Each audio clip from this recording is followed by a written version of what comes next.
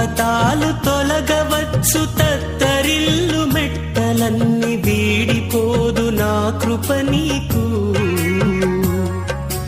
నా నిబంధన తొలగదు. దిగులు పడకు, భయపడకు, నిన్ను విమోచించెదా. నీదు భారమంత మోసి నాదు శాంతి నొసగెదా అని చెప్పి వాగ్దానం చేసిన యేసయ్యా. తల్లిలా లాలించును, తండ్రిలా ప్రేమించును. తల్లిలా లాలించును, తండ్రిలా ప్రేమించును. ముదిమి వచ్చు వరకు ఎత్తుకొని ముద్దాడును, సంక పెట్టుకొని కాపాడును యేసయ్యా.